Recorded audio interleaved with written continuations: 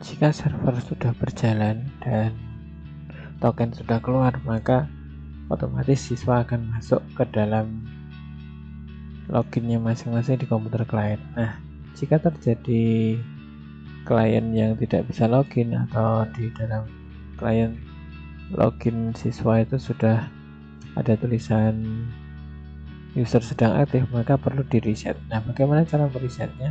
Cara meresetnya kira-kira seperti ini. Kita klik siswanya yang kita minta reset, kemudian klik reset yang berwarna biru di atasnya. Maka otomatis siswa yang daftar siswa yang ada di reset peserta akan berkurang. Jika sudah begitu, maka siswa dapat login lagi di komputer yang sudah disediakan atau di komputer klien maupun di laptop siswa.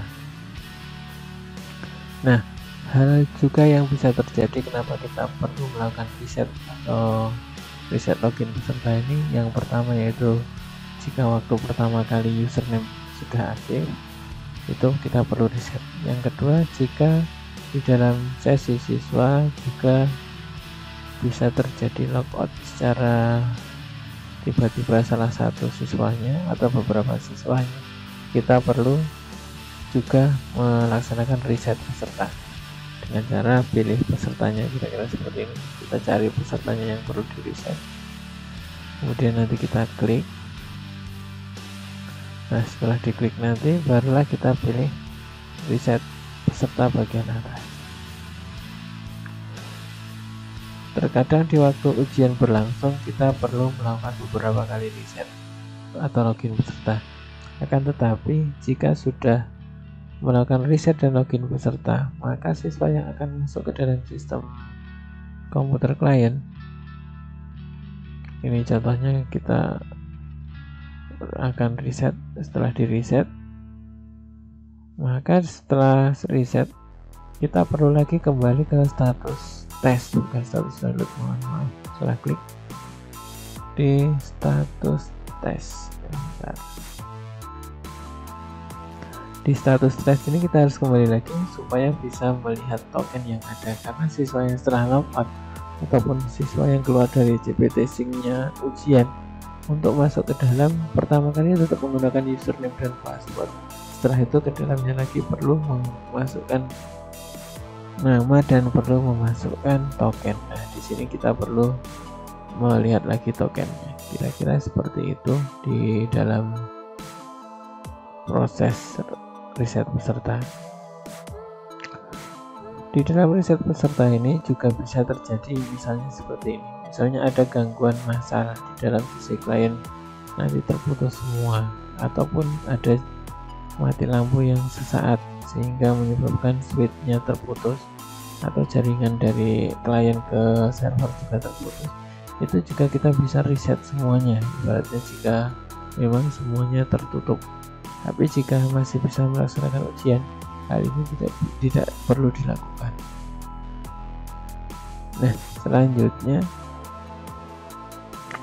ada juga yang mengalami error 404, misalnya di dalam klien sendiri. Error 404 itu biasa terjadi apabila jaringan dari sesi klien menuju ke server terputus, atau bahkan bisa saja terjadi misalnya di jaringan LAN-nya tersendiri tersenggol oleh kawannya, itu juga rawan juga terjadi.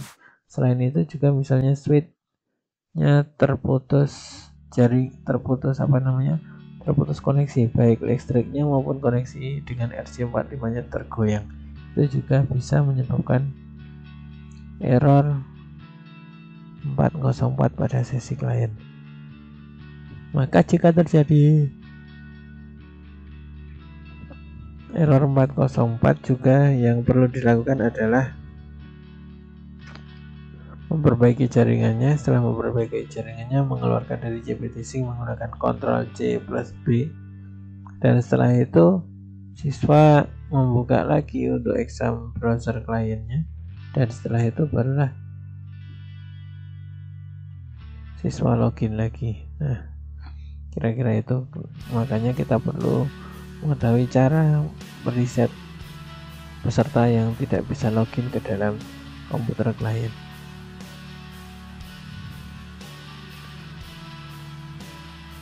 Selanjutnya, jika semua peserta sudah mulai ujian semua, maka di dalam riset dan login peserta ini seharusnya sudah muncul sejumlah siswa yang sedang melaksanakan ujian. Contohnya di ANBK ini menggunakan 15 klien yang sekali masuk, maka di dalam riset dan login peserta ini seharusnya ada 15 peserta yang ada di sini. Kalau di dalam simulasi mungkin namanya di sini adalah peserta sekian-sekian, peserta 10, 11 dan seterusnya. Tapi di dalam peserta ujian nasional yang sebenarnya nanti, maka pesertanya sudah menggunakan peserta nama peserta aslinya dan menggunakan kode pesertanya. Misalnya tetap menggunakan K10 dan sekian dan seterusnya, itu jika kodenya untuk SMK. Dan kode ini bisa didapatkan dari web ANBK masing-masing sekolah.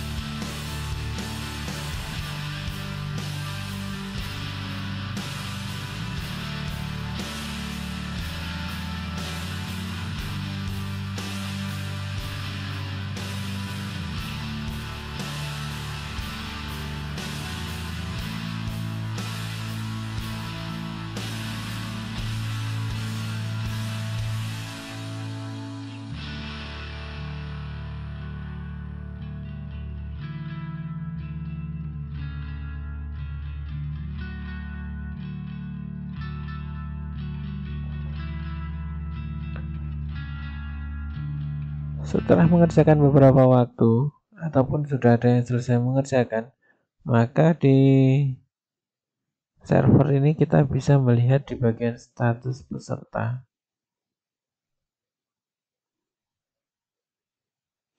Dan di bagian status peserta ini akan terlihat sekali mana yang sedang mengerjakan dan mana yang belum mengerjakan. Dan jika sudah selesai semua mengerjakan, maka selanjutnya data-data dari siswa yang sudah selesai itu akan terlihat di status peserta. Jika sudah kelihatan selesai semua atau sudah pergantian sesi, maka kita bisa mengupload hasil dari server kita. Dengan cara bagaimana?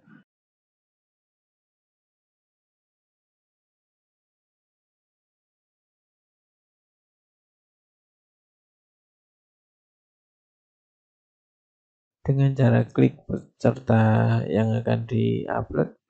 Setelah itu dipilih upload hasil. Mohon maaf, jika berhasil akan berubah menjadi warna hijau notifikasi di atas. Jika gagal, biasanya akan ada notifikasi berwarna merah, disertai dengan berapa jumlah siswa yang sudah terupload atau terkirim hasilnya.